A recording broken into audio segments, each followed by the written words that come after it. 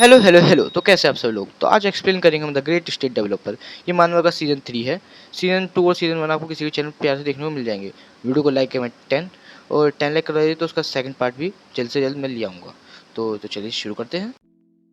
Season 3 की शुरुआत में चांदनी रात में और एक ड्रैगन के साथ में हमें लॉयड और जीविया कहीं उड़ते हुए जा रहे होते हैं। जीविया को समझ में नहीं आ रहा होता ये सब क्या हो रहा है। लॉयड इतनी जल्दी में कहाँ जा रहा है।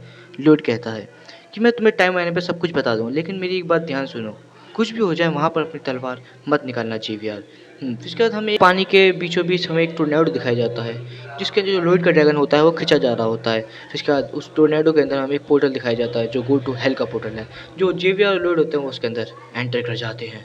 फिर लॉयड एकदम सीरियस होता है, वो हेल की तरफ ही देख रहा होता है। फिर उसके बाद जो उनका ड्रैगन होता है वो हेल किंग के महल की तरफ तेजी से बढ़ने लग जाता है। सीन शिफ्ट होता है, वो सब पहुंच गए हेल किंग और हेल किंग का स्वागत करता है, वेलकम। लेकिन जो लॉयड होता है वो काफ़ी गुस्से में हेल किंग की तरफ ही देख रहा होता है।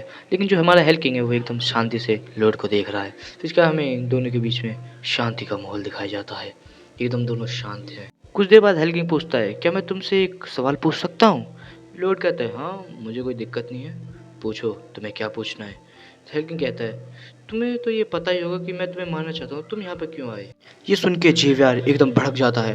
फिर इसके बाद लॉयड कहता है, तुम जितना सोच रहे हो मैं उतना ब्रेव भी नहीं हूँ। लॉयड कहता है कि तुम्हें मेरे को उसी वक्त मारने से कोई फायदा तो होगा नहीं, और जाहिर सी बात है कि तुम मेरे को किसी ना किसी तरह अपने लिए काम करने के लिए मना ही लेते। और एक खास बात, हेल के रूल के हिसाब से अगर तुमने मुझे हेल में मारा तो तुम मेरी सोल का इस्तेमाल नहीं कर पाओगे, वो अपने आप ही डिस्ट्रॉय हो जाएगी।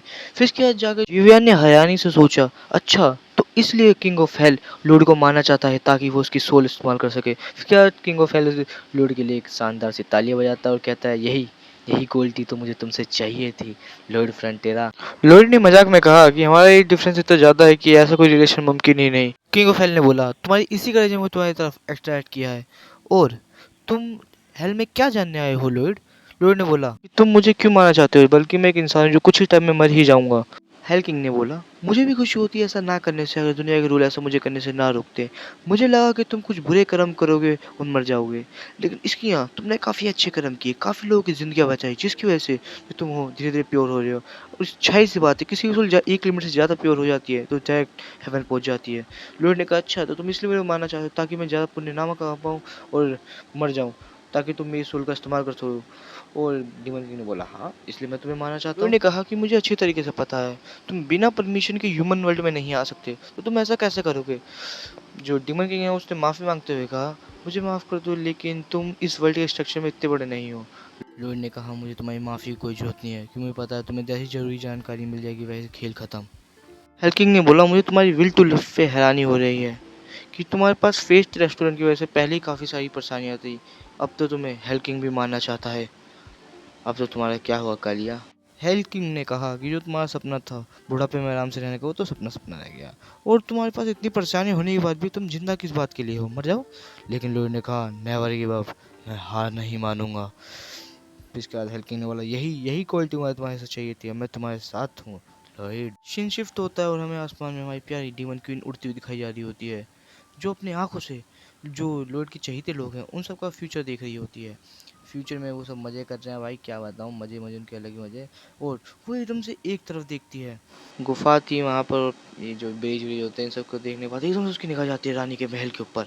रानी के महल के ऊपर एक आराम से छोटा सा खून का धब्बा जो धीरे धीरे गायब हो रहा है, और हमें रानी के महल के अंदर दिखाया जाता है एक बंदा जो रानी के ऊपर अटैक कर रहा है। रानी सो रही है, वो सोचता है आज तो रानी को मार ही दूंगा, लेकिन उसे क्या पता लॉयड की पत्नी इतनी आसानी से नहीं मरेगी उससे। और एकदम से वो हैरान हो जाता है कुछ देखने के बाद, जो रानी है वो उठ के खड़ी हो चुकी हैं, अपना स्टैंड लेके खड़ी हो चुकी हैं। स्टैंड लड़ाई स्पेल जो लेते हैं, समझ जाऊंगी जो। इसके बाद वो अपने अंदर सांस भरती है और एक कट के साथ उसका हाथ काट देती है, हाथ के समय उसका पैर भी काट दिया है, और वो वहीं पर खून के साथ ब्लास्ट हो जाता है। खून को समझ में आता है, अरे नहीं ये सब तो खाली एक ट्रिक थी। फिर इसके बाद तेजी से रूम के अंदर पॉइजन फैलने लग जाता है। क्वीन कहती है, अरे नहीं ये तो पॉइजन बहुत ज़्यादा खतरनाक है। फिर एकदम से क्वीन को कुछ होता है और वो एक अलग ही स्पेस में चली जाती है, जहाँ पर वो क्वीन क्वीन ने फर्श के ऊपर देखा, जहाँ पर एक छोटी सी बच्ची बैठी हुई थी और कहती है, मैं इस कर्ज पर वापस ओवरकम कर लूँगी। क्वीन कहती है, अरे नहीं यार ऐसे मेंटल पेन से तो मेरे को बार बार नहीं गूंजना। बच्ची टेंशन मत लो, हमें बचाने वाला आ चुका है। फिर क्या हमें वहाँ पर लॉर्ड दिखाया जाता है और लॉर्ड जो क्वीन के मेंटल स्पेस है उसके अंदर एंटर कर चुका है। हमें दिखाया जाता है कि लॉर्ड ने क्वीन को आके टाइम पे बचा लिया है। लेकिन मुझे एक चीज़ समझ में नहीं आई कि हेल किंग के वहाँ से ये चली आया कैसे। लॉर्ड है कुछ भी कर सकता है भाई। सीन शिफ्ट होता है, हमें दिखाया जाता है काफ़ी ज़्यादा रात हो चुकी है और जो लॉर्ड है वो क्वीन का हाथ एकदम कस से पकड़ के बैठा हुआ है। जो क्वीन है उसके चेहरे पे वो दर्द बहुत ज़्यादा हो रहा है, उसे दर्द उसके चेहरे पे अलग से पढ़ा जा सकता है। लॉर्ड कहता है कि उसे समझ में नहीं आ रहा है उस कर्ज को कैसे ठीक करे, और क्वीन को ठीक नहीं किया तो मैं एक पीसफुल किंगडम नहीं बना पाऊंगा, क्योंकि मुझे क्वीन की ज़रूरत है एक पीसफुल किंगडम बनाने के लिए। और लॉर्ड काफ़ी दुखी होता है क्वीन की ऐसी हालत देखे। जो क्वीन है उसके चेहरे पे अलग से ही दर्द दिख रहा है, क्वीन काफ़ी दर्द में है। और जो लॉर्ड है वो डीमन क्वीन से पूछता है कोई तरीका नहीं है इसे ठीक करने का क्वीन को। डीमन क्वीन कहती है ये मेरे लिए पॉसिबल नहीं, लेकिन हाँ मेरे को ये पता है ये किस तरह का मैजिक। लॉर्ड एकदम चौकन्ना होकर उसकी बातें सुनने लगा। जो डीमन क्वीन है वो कहती है ये एक तरीके का ब्लैक मैजिक है, इसको इविल गॉड ने छोड़ा था। ये टेक्निक की वजह से जो रानी के दिल में है वो बुराई भरेगी, जो रानी को धीरे धीरे करके कमजोर कर देगी। लॉर्ड एकदम शॉक हो गया, क्या डीमन क्वीन को इसके इलाज के बारे में पता है, लेकिन कैसे। डीमन क्वीन ने कहा कि इसके अंदर नेगेटिव माना भर गई है, इसे सही करना है तो इसके सही से नेगेटिव माना निकालना होगा। लॉर्ड ने कहा कि हाँ ठीक है, फिर तुम दोनों निकाल दो ना, जीवी और डीमन क्वीन, तुम्हारे पास तो काफ़ी ज़्यादा पॉजिटिव माना है। डीमन क्वीन ने मना कर दिया, नहीं जीविया का माना नहीं चलेगा, जो क्योंकि जो ये कर्ज है ये रानी के दिल से एकदम अटैच हो चुका है, और कोई और सा भी जो रानी के दिल के करीब नहीं है वो अपना माना रिजेक्ट करेगा तो जो रानी का दिल है वो उसे अपने आप ही रिजेक्ट कर देगा माना। डीमन क्वीन कहती है सिर्फ क्वीन को वही ठीक कर सकता है जिस पे क्वीन सबसे ज़्यादा विश्वास करती हो, ऐसा कोई जिससे क्वीन प्यार करती हो। लॉर्ड चुपचाप ये सुनता है, फिर ये सुनने के बाद एकदम से वो परेशान हो जाता है। वो कहता है नहीं, मुझे क्वीन को ठीक करने के लिए सबसे पहले उसे अपने प्यार में गिराना होगा, वो प्यार में गिराने के लिए उसे अपने साथ डेट पे ले जाना होगा।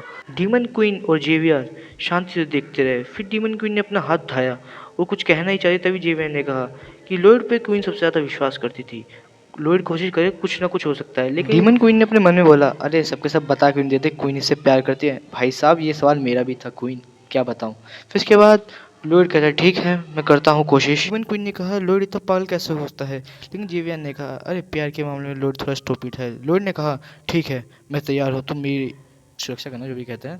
फिर ने कहा मेरे से दो ही मकसद है, पहला क्वीन को ठीक करना और दूसरा जिसने क्वीन को ऐसी हालत में बचाया उसे पकड़ना। फिर इसके बाद लॉर्ड क्वीन का हाथ पकड़ता है और उसके अंदर अपना धीरे धीरे करके माना जेट करना शुरू कर देता है।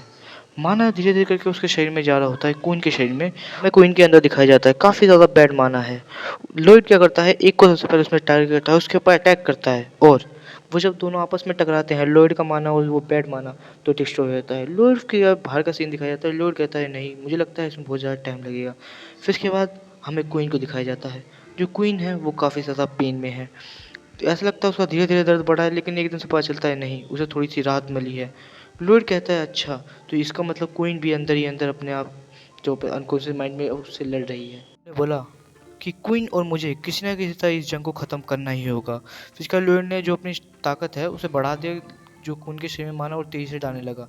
नेक्स्ट सीन में हम क्वीन के जो अनकॉन्शियस माइंड है उसमें देखते हैं क्वीन किसी से डर के भाग रही होती है और जो उसके पीछे है काफ़ी ज़्यादा वेन पड़ी हैं, कहूँ तो कुछ बेले।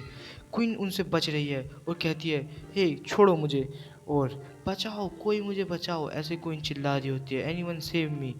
लेकिन तभी जो लॉयड है वो कहता है डरो मत मैं आ चुका हूँ। हमें क्वीन को दिखाया जाता है जो धीरे धीरे करके उस बेल में लपक रही होती है। जैसे उसे लॉयड की आवाज़ आती है उसके अंदर थोड़ी सी ताकत आती है, वो धीरे धीरे करके उन बेलों को धराधर काटने लग जाती है। एक बेल, दो बेल, तीन बेल काटती आती है, लेकिन वो बेल आने का ख़त्म होने का नाम ही नहीं ले रही होती। तो इसके बाद जो क्वीन है वो उनसे बच रही होती है, लेकिन तभी काटते काटते एकदम से एक बहुत ज़्यादा बेलें आती हैं क्वीन की तरफ। क्वीन एकदम से उसमें चली जाती है और धीरे धीरे वो जो बेलें हैं उसे जकड़ने लग जाती है क्वीन को अपने अंदर। जकड़ते जकड़ते जकड़ते रहते क्वीन कहती है नहीं मैं तुमसे नहीं आ सकती, तो क्वीन और तेजी से उन्हें काटने लग जाती है। काटते काटते लेकिन क्या करें, करना तो कुछ ना कुछ होगा। बेलें एकदम से उसे एक कोने में ले जाती हैं और उसे धीरे धीरे करके जकड़ने ले जाती है। क्वीन के पहले कुछ देर पे हाथ से बाहर थे, फिर धीरे धीरे करके सिर्फ उसका मुंह बचा। फिर उसके बाद खाली उसको दो हाथ थे जो उसे रोक रहे थे, लेकिन धीरे धीरे करके उसने अपना चेहरा बाहर लाने की कोशिश की, लेकिन तभी कुछ आता है, दो हाथ आते हैं जो उन बेलों को पकड़ लेते हैं। फिर लुढ़ते से चिल्लाता है एक, जो क्वीन है वो चिल्लाती है दो, और वो दोनों मिलके एक साथ चिल्लाते हैं 3 तक गिनती है। वो दोनों मिलके उन बेलों को तोड़ देते हैं। फिर इसका जो लॉयड है वो एक प्यारी सी स्माइल के साथ क्वीन की तरफ देखता है और जो क्वीन है स्माइल के साथ लॉयड की तरफ देखती है। फिर वो दोनों एक दूसरे को कस के हग कर लेते हैं। फिर इसके बाद हमें अनकॉन्शियस बाहर दिखाया जाता है, जो लॉयड का दिमाग है उसके बाहर जो क्वीन है उसे होश आ चुका है। वो क्वीन लॉयड की तरफ देखती है जो थक के बेहोश हो चुका है।